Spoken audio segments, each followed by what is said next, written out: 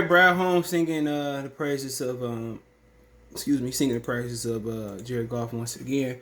Appreciate the love and support. Keep sharing the videos. Let's talk about this Brad Holmes. Will Brad Holmes be able to make the right decision when it comes to Jared Goff?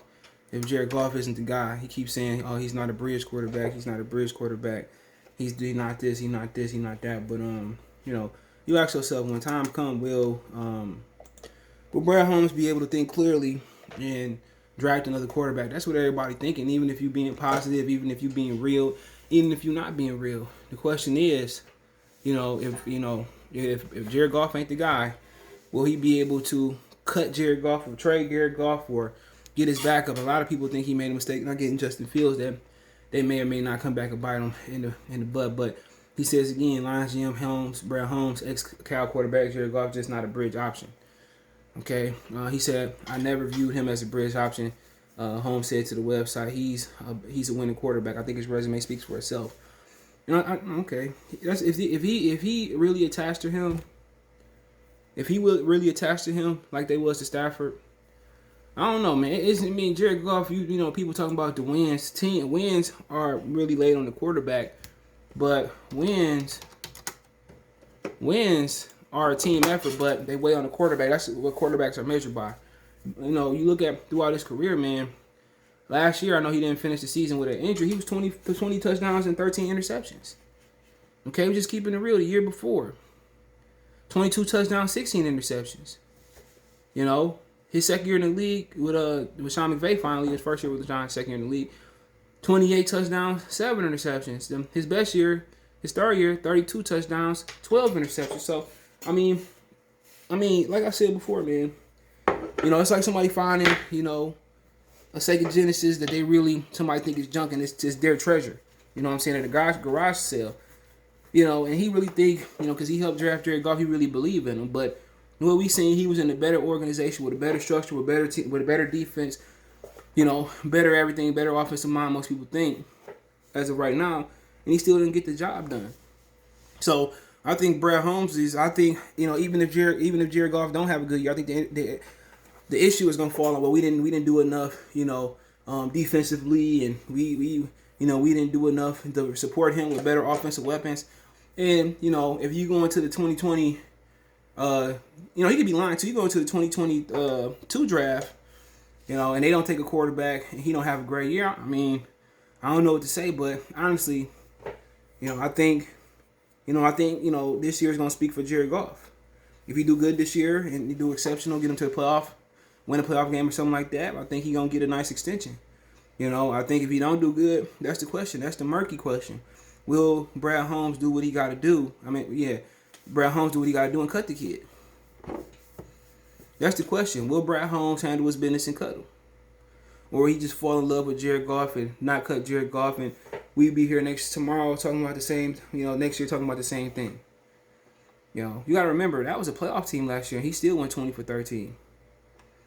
He's talking about Robert Woods, Cooper Kupp, Cam Akers was injured some of the year and all that stuff. So you got to ask yourself, this year, the only upgrade he really got clear is at the tight end position.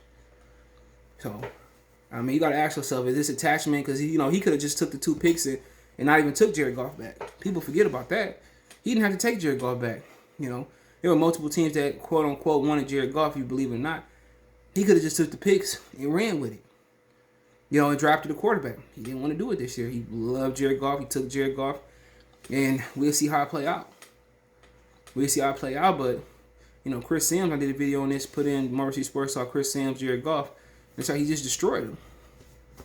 And with Detroit needs, we had a lot of quarterbacks that was on this level. Matthew Stafford, he was never exceptional. He had great numbers, but never won shit. Jared Goff, Eric Kramer, Scott Mitchell, his best year, he tried it around this level.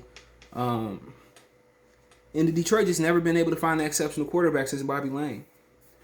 That's the biggest issue. They've never been able to find the guy that could take them to the next level, But once again, everybody can be positive about Jared Goff. We have no other choice.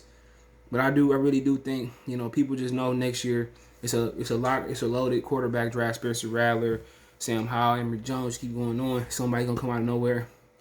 And I think with two first round picks next year, I think you may see a situation where It may take somebody, but they kind of helped Jared Goff this year. They got the run game, they got the offensive line going, got Jamal Williams. We'll see. But usually Detroit, the Lions, is where careers go to die. We have some guys that have some good came here, have some good careers, Glover Quinn, but to me, Jared Goff just wasn't the guy. And I'm hoping that he is the guy, but honestly, man, we'll see. But I think Brad Holmes gonna have a hard time detaching from him. I think it was up to Brad Holmes, he'll still be in with the Rams. And maybe it was Sean McVay being terrible, but the way Chris Sims said he wasn't good on the outside the pocket, he wasn't good in the pocket, wasn't a great decision maker. Just make you wonder. It just honestly make you wonder. I mean, if there is a significant drop off from Matthew Stafford, I think it's a situation where they might fucking go 0-17, 1-17, 1-16. There may be a situation where they may not be as good as last year. They said that he was one of the worst quarterbacks when the receiver went in motion. And Brad Holmes could do everything else perfect, and if he don't get the quarterback position right, it's gonna be a problem. It's gonna be a problem. I think everybody know that, and they hoping Jared, give him a chance. But when you've been traumatizing Lions fans, you see them bring players in from other areas. If they do good or bad, and they come to Detroit, they don't play. They don't play well, or they get injured, or they have a couple good seasons like James Stewart. But I will say, man, when he got a clean pocket, he can throw, and that's gonna be the biggest thing with the Lions. The biggest thing for Jared Goff's success, 2 of them or 3, whatever. I think I got 2 in my mind. The biggest thing for his success is they're gonna tailor make the offense around him, and he got a better offensive line. That's the 2 best things that he gonna have coming to Detroit. And also he get to play in the dome. So you get to get used to that Southern California fixed weather. That's gonna be the biggest thing for him. The biggest thing for him is gonna be having a clean pocket to throw in, a great offensive line. And an offensive coordinator that's gonna, tailor around him, and they gonna get the ball to the running back. And then also he got a big target at tight end. T.J. Hawkinson was in the tight end university as well too. So, they got a big ass tight end that can make shit shake. All right, so you look at some of the plays he in. He got good. He on the short pass he got excellent ball placement. Teardrop arm, staff like the gun it wherever it may be. There's just something to work with. So we'll see, man. It's gonna be up to Anthony Lynn and Dan Campbell to make him successful, if he can be successful. But most of their offense was predicated on run game and misdirection and smoke and mirrors. That's most of their game was about, smoke and mirrors. But let me know what you guys think. Don't forget me on Twitter, Facebook, Instagram. You can reach out anytime. Social media link subscription. If you got a business question, inquiry, sponsor, video quest, all my social media link subscription. I want to make a financial donation. Cash App, CJ Good 313. That's the description. PayPal link there as well too. Best way to donate, share video.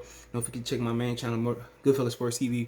More sports music, news, and entertainment right here on YouTube. Goodfellas Sports TV. Peace.